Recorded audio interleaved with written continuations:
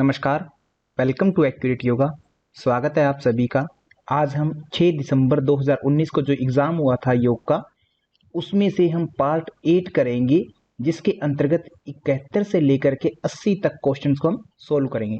यदि आपने इससे पहले के पार्ट को नहीं देखा तो प्ले लिस्ट में जा करके वो देख सकते हैं, जिनको हमने ऑलरेडी डिस्कस कर लिया है। और यदि आप नेट जेआरएफ की तैयारी करना चाहते हैं योग विषय से, तो आप हमारी एप्लीकेशन एक्यूरेट योगा को इंस्टॉल कर सकते हैं, जो कि प्ले स्टोर से आपको मिल जाएगी, अथवा आप डिस्क्रिप्शन बॉक्स में भी इसका लिंक देख सकते हैं, वहां से भी इसको डाउनलोड कर सकते हैं। तो चलिए दोस्तों, सबसे पहले हम देखते हैं। सबसे पहले है 71 नंबर प्रश्न। यहाँ कहा गया है पुरुषार्थ चतुष्टय क्या है। पुरुषार्थ चतुष्टय क्या है, सही समूह का विकल्प करें। तो पुरुषार्थ चतुष्टय में हम सभी जानते हैं धर्म, अर्थ, काम और मोक्ष।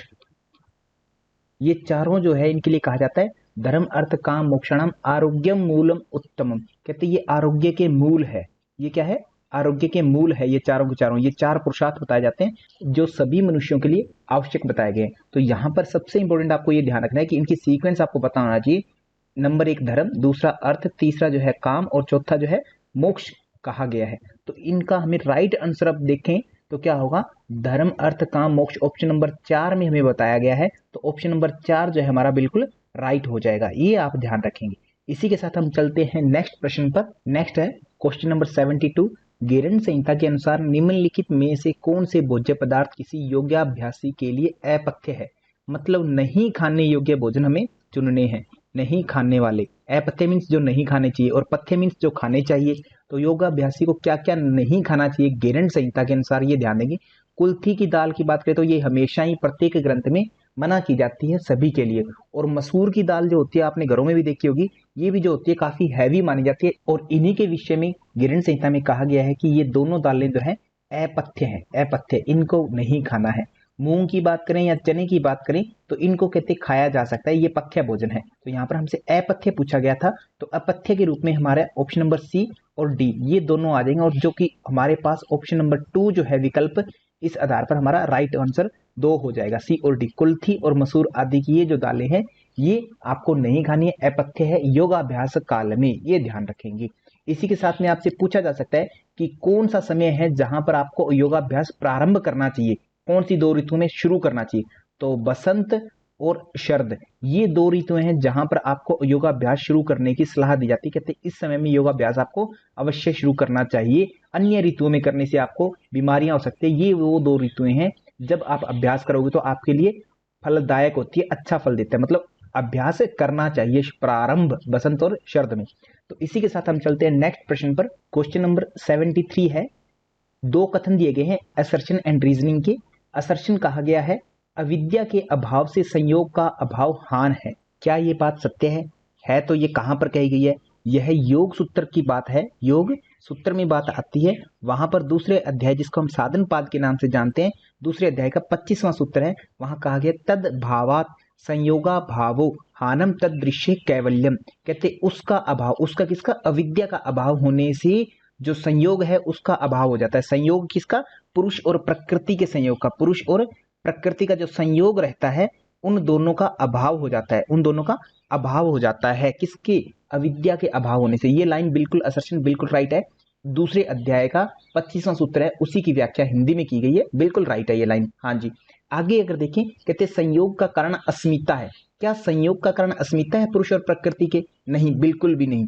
संयोग का कारण क्या है? तस्य हेतुर अविद्या। दूसरे अध्याय का 24 नंबर सूत्र है, वहां कहा गया है कि उनका हेतु, उनके संयोग का हेतु कौन है? कहते अविद्या है, अस्मिता नहीं है। अस्मिता क्या है? अस्मिता अगर बात देखी जाए, अस्मिता की बात देखें तो अस्मिता क्या है? दृक् दर्शन, दृक् शक्ति और दर्शन शक्ति, इन 2 का एकता होना, इन 2 का ऐक्य होना, ये क्या है आपका? ये अस्मिता कहलाती है। दृक् शक्ति और दर्शन शक्ति की एकता ही अस्मिता कहलाती है। संयोग का कारण अस्मिता है, ये लाइन गलत है। संयोग का कारण रियल में कौन होना चाहिए? अविद्या होना चाहिए। ठीक है, अब यहां पर क्योंकि अस्मिता कहा तो ये लाइन हमारा रीजन जो है रॉन्ग हो जाएगा। ये आर जो है हमारा बिल्कुल रॉन्ग है। बाकी कुछ भी लिखाओ इतना ही हमारे लिए काफी है इसको गलत करने के लिए ना। तो अब आर पर हमें ज्यादा देखना नहीं है, तो आर हमारा गलत है, ए सही है। तो ऐसा ऑप्शन जहां पर ए सही हो आर गलत हो वो राइट हो जाएगा। ऑप्शन नंबर 3 जो है ये बिल्कुल इसको एक्सप्लेन कर रहा है ए जो है हमारा राइट है, आर बिल्कुल गलत है। संयोग का कारण अस्मिता नहीं अविद्या है। किसके संयोग का? पुरुष और प्रकृति के संयोग का कारण अविद्या है। दृक् शक्ति और दर्शन शक्ति की एकता हो जाना अस्मिता कहलाता। ये आप दोनों में अंतर जरूर जान लेंगे, इसी आधार पर आपका उत्तर जो है राइट होगा। ये प्रश्न सबसे इजी होते हैं, परंतु इनके लिए आपके कॉन्सेप्ट अच्छे से क्लियर होने चाहिए, तभी आपके इजी होते हैं ये। अगर कॉन्सेप्ट क्लियर नहीं है तो ये सबसे टिपिकल प्रश्न होते हैं। तो इसके लिए आप तैयार रहेंगे, कॉन्सेप्ट को तैयार करके रखें, अपने टू द पॉइंट क्लियर करके रखें। तो इसी के साथ हम चलते हैं नेक्स्ट प्रश्न पर। नेक्स्ट है 74 नंबर प्रश्न। गेरण संहिता के अनुसार शांभवी मुद्रा में प्राप्ति होती है।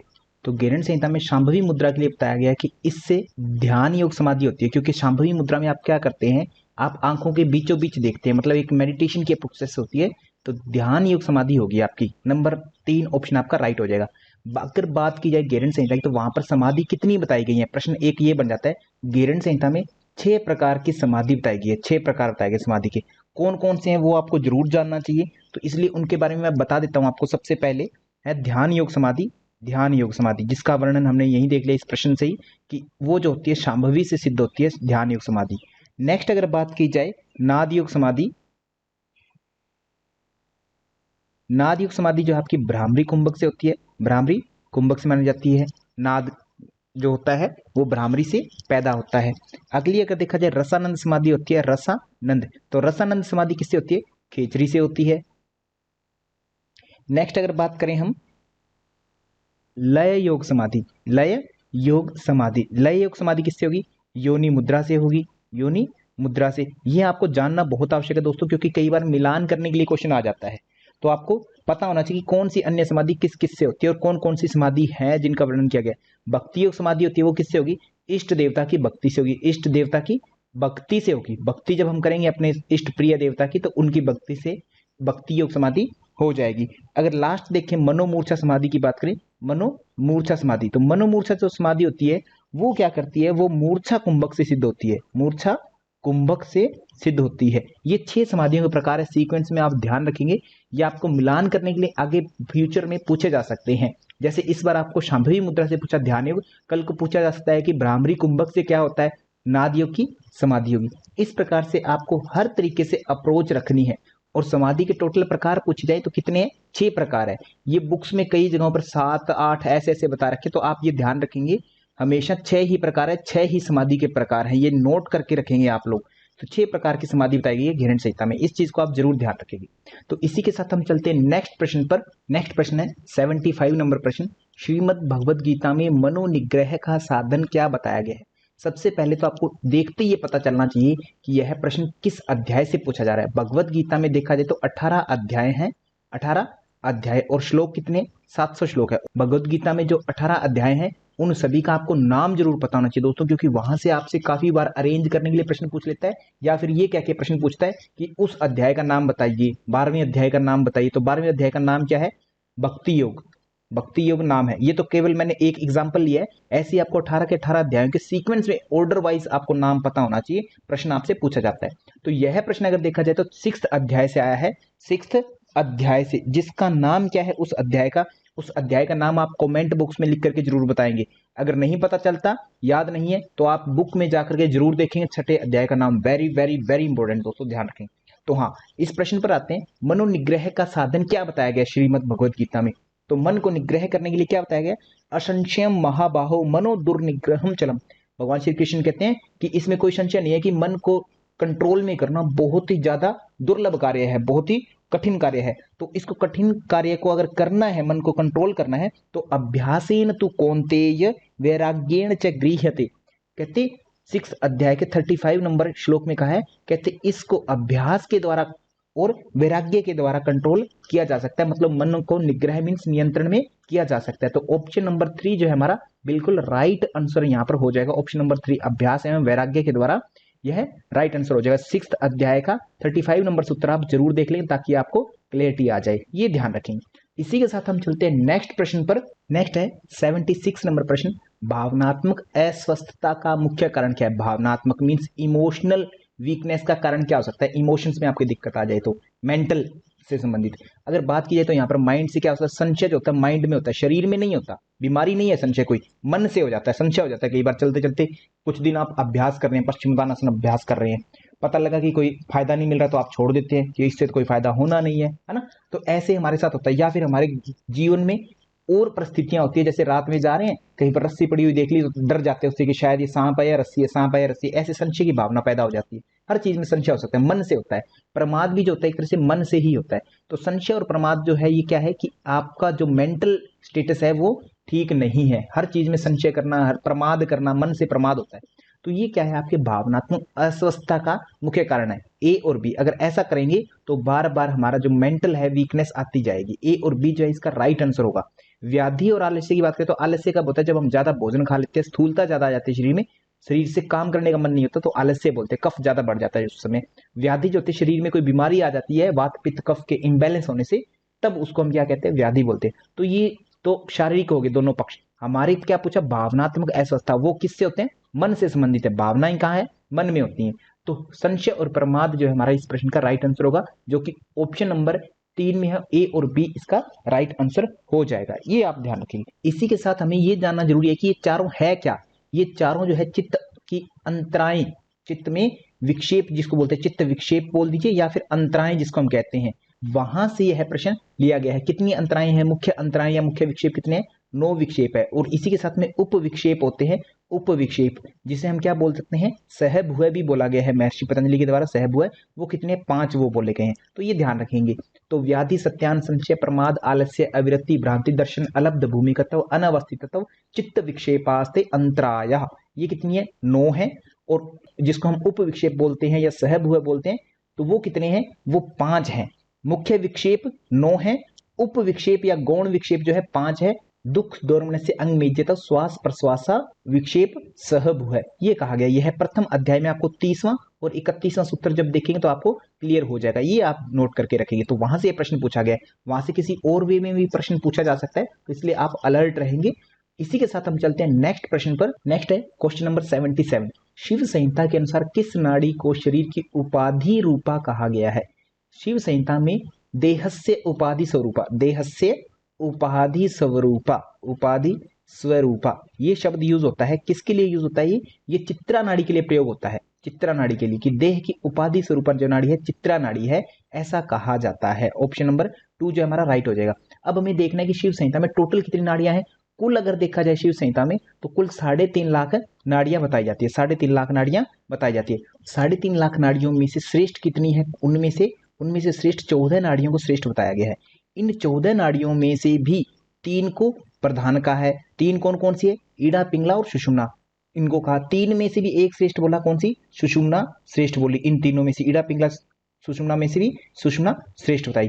अब यहां पर सुषुम्ना के मध्य में एक नाड़ी और बताई गई है। कहते इस सुषुम्ना के मध्य में एक और नाड़ी है जिसको हम क्या कहते हैं, चित्रा नाड़ी कहते हैं। चित्रा नाड़ी कहा गया है, चित्रा नाड़ी कहा गया, जो कि मम वल्लभा मीन्स शिव की प्रिय, मम मीन्स मेरी प्रिय।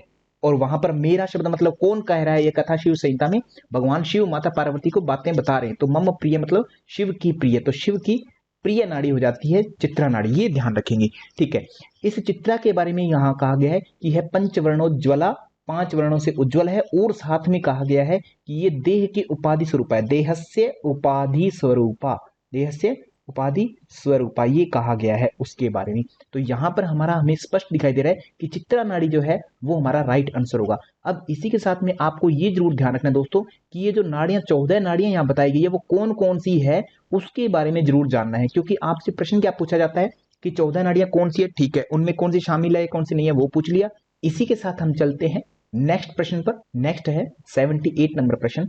निम्नलिखित में से कौन से घुमावदार आसन है। घुमावदार आसन कौन से होते हैं, जिसमें हम शरीर को पीछे की साइड बेंड कर देते हैं, खड़े खड़े जैसे कपड़े निचोड़ते हैं, इस तरीके से हम शरीर को घुमा देते हैं। तो कौन से आसन है, एक तो अर्ध मत्स्येंद्रासन है। इसके बारे में अगर आपको नहीं पता तो आपका नेट जेआरएफ करना बिल्कुल बेकार है दोस्तों, है ना। ये आपको पता होना चाहिए। अगर आप एमए कर चुके हैं या कर रहे हैं, एडमिशन भी लिया है, तो भी इतनी बेसिक जानकारी आपको पता होना चाहिए। भारतीय संस्कृति के उपासक हैं आप, तो इतना तो आपको पता होना ही चाहिए। तो अर्ध मत्स्येंद्रासन है। और कट्टी चक्रासन की बात करें तो कट्टी चक्रासन भी क्या होता है, घुमा करके होता है, जैसे कपड़ा निचोड़ते हैं दोनों हाथों से पकड़ करके, सेम वैसे इनको शरीर को भी घुमा देते हैं। तो ये घुमावदार आसन है। बी और सी जो है आपका राइट हो जाएगा। यहाँ पर बी और सी कहाँ कहाँ पर मिलेगा, ऑप्शन नंबर 2 में आपको मिल रहा है, जो कि आपका राइट आंसर हो जाएगा, ये ध्यान रखें। पूछा जाए बाकी के आसन, ताड़ासन कैसे खड़े होकर के किया जाता है, पवन मुक्त आसन जो होता है कमर के बल लेट करके किया जाता है, जिसमें आपके जो घुटने हैं वो आप नासिका से लगाने का प्रयास करते हैं पवन मुक्त आसन में। तो ये आपको ध्यान रखना है। तो यहाँ पर बी और सी आपका राइट आंसर हुआ, ऑप्शन नंबर 2। इसी के साथ चलते हैं हम नेक्स्ट प्रश्न पर। नेक्स्ट है 79 number question.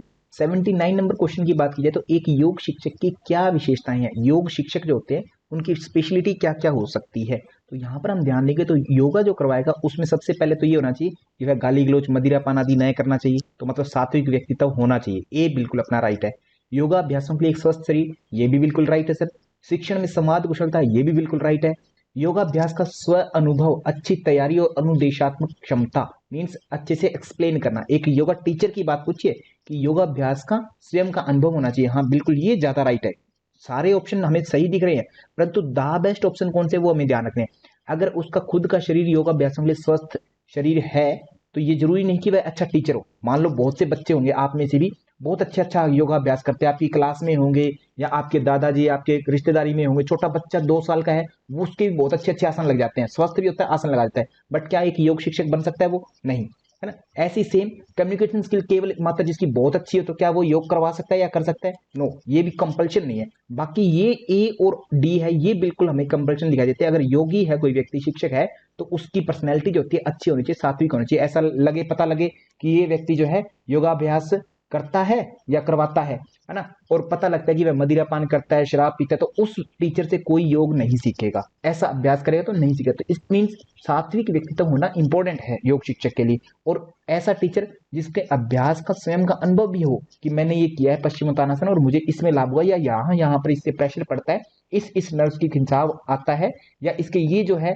Pros and cons हो सकते हैं, तो उसके बारे में आपको पता हो खुद को, तब आप दे सकते हो। और अच्छी तैयारी होनी चाहिए क्लास की, और अनुदेशात्मक मीन्स कम्युनिकेशन स्किल। आप जब निर्देश देंगे किसी को तो वो निर्देश देने की कला भी अच्छी होनी चाहिए टीचर में, तभी योग शिक्षक अच्छे कहला सकते हैं आप। तो यहाँ पर हमारा ए और डी जो है राइट आंसर हो जाएगा, ए और डी राइट हो जाएगा। ये ध्यान रखना दोस्तों, ये क्यों हुआ, बी क्यों नहीं हुआ, सी क्यों नहीं हुआ, ये भी हो सकते हैं जब हमें इनसे भी बेकार ऑप्शन मिलते, अगर कुछ गलत ऑप्शन मिलते तो हम बी और सी को टिक कर सकते थे, परंतु यहां पर जो है इनसे भी बेस्ट ऑप्शन मिले और वही 2 चूज करने, तो ए और डी जो है हमारा राइट आंसर हो जाएगा। ये ध्यान रखना, इस प्रश्न को समझना बहुत जरूरी है, क्योंकि ये प्रश्न समझ वाले होते हैं। आप केवल ये नहीं याद कर सकते, रट्टा नहीं लगा सकते कि ये 2 ही ए और डी ही ऑप्शन हमेशा ठीक होंगे, ये तो हमेशा गलत होगा, ऐसा नहीं है।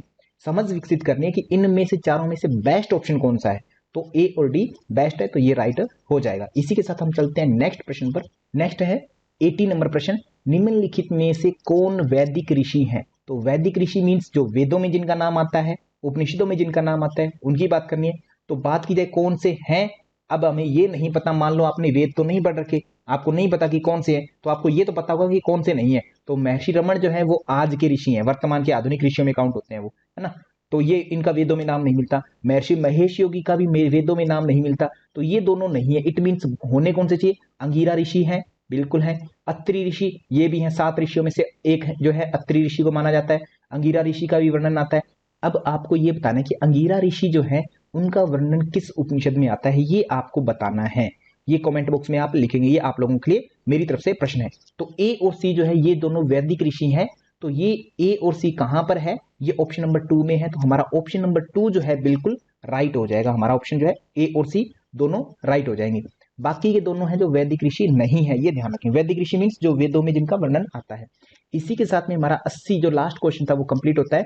हमने पार्ट 8 जो है कंप्लीट कर लिया है, जिसमें हमने 71 से लेकर के 80 क्वेश्चंस को सोल्व किया है। यदि आपको वीडियो अच्छी लगी है तो लाइक जरूर करें, शेयर करें, और चैनल को सब्सक्राइब नहीं किया तो सब्सक्राइब जरूर कर दें, और साथ में दिए गए बेल आइकन को जरूर दबाएं, ताकि जैसे ही मैं वीडियो अपलोड करूं आपको सबसे पहले मेरा वीडियो का नोटिफिकेशन मिल जाए।